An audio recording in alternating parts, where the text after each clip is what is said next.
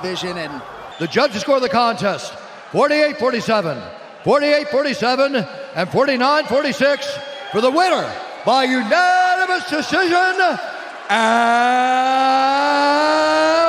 still! Could Ilia Topuria become the first man to knock out Islam Makhachev? The featherweight champion has made waves by giving up his 145-pound belt to chase lightweight gold. Topuria has been unstoppable, knocking out legends Alexander Volkanovski and Max Holloway back-to-back. Now he wants more. He's coming for the pound-for-pound king. Islam Makhachev has dominated everyone at lightweight. His wrestling seems unbeatable, but Topuria claims he'll be the first to submit the Dagestani champion. Is this confidence or madness? Will power beat size? Let's break down this potential super fight. Don't miss our future videos. Hit subscribe and the bell icon to join our growing community of fight fans. Ilia Topuria's rise at featherweight has been nothing short of spectacular. In just 1 year, he defeated two of the greatest 145-pounders ever. First, he shocked the world by knocking out Alexander Volkanovski to win the title. Then, he defended it by flattening Max Holloway, something no one had done before in the UFC. These weren't just wins, they were statement performances that sent shockwaves through the MMA world.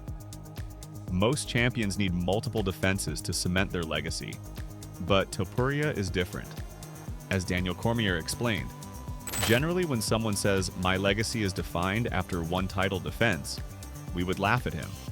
But how do you laugh at Topuria when he beat Alexander Volkanovski to become the world champion by knockout, then beats Max Holloway to defend that world championship by knockout?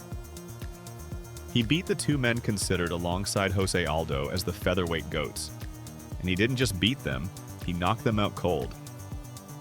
The Georgian fighter brings scary power in his hands. His timing is perfect. His confidence is unshakable. Even when fights aren't going his way, he keeps hunting for that knockout blow. As Volkanovski noted, even if the fight's not going his way, he will keep trying to find it. And sooner or later, he finds it. Now at 27 years old, Topuria says his body can't make 145 pounds anymore. According to Dana White, he said, "I've done everything I can do here, I'm ready to move up," and he vacated it. He said, "I shouldn't be holding up anybody's opportunities." But many believe there's more to it. He's conquered featherweight and wants bigger challenges. He wants to make history as a double champion. The lightweight division has always been the UFC's most competitive weight class. Packed with killers from top to bottom, it's considered the deepest talent pool in MMA. And right now it's ruled by Islam Makhachev, Khabib Nurmagomedov's successor and the pound-for-pound #1 fighter in the world. Makhachev has cleaned out the division just like his mentor did. Charles Oliveira, Dustin Poirier, Alexander Volkanovski. They've all failed to solve the Islam puzzle. His combination of wrestling, ground control, and improving striking seems unbeatable. Michael Bisping put it perfectly. Nobody can sit here and criticize Islam, the fight style that he has, the way that he's able to use his wrestling to such effectiveness. The striking is always improving and catching up. The next in line should be Arman Tsarukyan. He was scheduled to fight Makhachev at UFC 311, but got injured during his weight cut. As the #1 contender, many feel he deserves his shot first. Even Makhachev's coach, Javier Mendez, acknowledged this, saying, "I feel bad for him because I understand how it is to work so hard only to fall short due to injury." But the UFC doesn't always follow the traditional sports model, as Mendez pointed out. Of course, he's cutting the line, but if that's what the fans want to see, that's what the UFC wants to see. In a true sport, you're cutting the line, but this is not a true sport. It's entertainment first. Big fights sell, and Topuria versus Makhachev would be massive. On paper, this matchup looks straightforward. Topuria's knockout power against Makhachev's dominant wrestling. But there's much more to consider when breaking down this potential super fight. The size difference is significant. While Topuria reportedly walks around at 90 pounds between fights, Makhachev is naturally bigger. As Dustin Poirier said after facing Makhachev, "Islam is a big guy. Islam can't make 145. This size advantage could be crucial in grappling exchanges, particularly against the fence and in top position. Though Topuria is compact and powerful, physics still matters in MMA. Alexander Volkanovski offers unique insight having fought both men.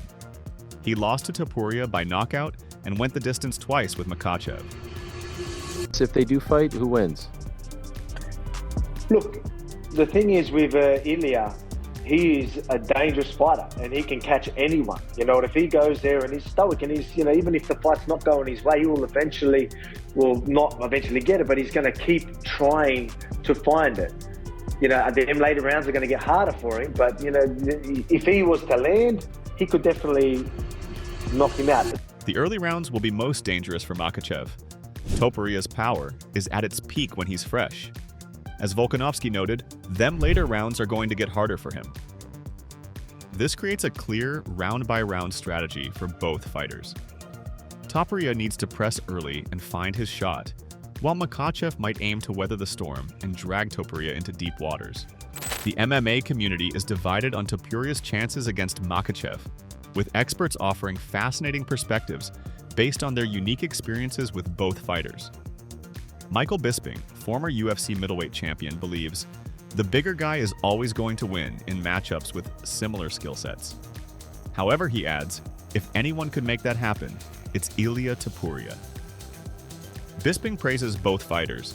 What Topuria's been able to do, what he's achieved in such a short space, so impressive. The same with Islam. Islam is incredible. He acknowledges Topuria has kind of cleaned out the featherweight division by beating Volkanovski and Holloway, which strengthens his case for an immediate title shot. Volkanovski gives Topuria credit. To say he's got no chance is silly. Having faced both men, he believes Topuria has a better chance than most of beating Makhachev, especially with his power in the early rounds.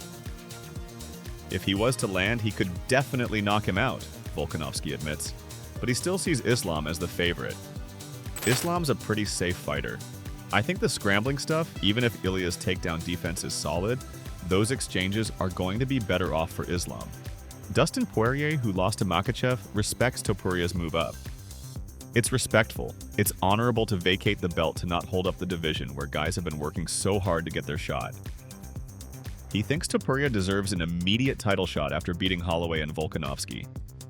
With a guy like him vacating the belt and moving up, finishing Max Holloway the way he did, I would give him a crack at the lightweight title right off the bat. Still, Poirier cautions about the matchup. From 145 to 170, Topuria has the power and skills to knock anybody out. His timing, his rhythm, his power is incredible. But the size difference with Islam's wrestling? I've fought Islam, he's a big guy. Javier Mendez, Makhachev's coach, shows respect but supreme confidence. Islam is a true champion. He's gonna say yes. All Islam needs is 2 months to prepare for anybody. Leave your predictions in the comments below. Who wins this potential super fight and how? Do you agree with Volkanovski that Topuria is the biggest threat to Makhachev's title? Make sure to subscribe for more UFC analysis and breaking news. Hit the notification bell so you never miss our latest videos. Thanks for watching.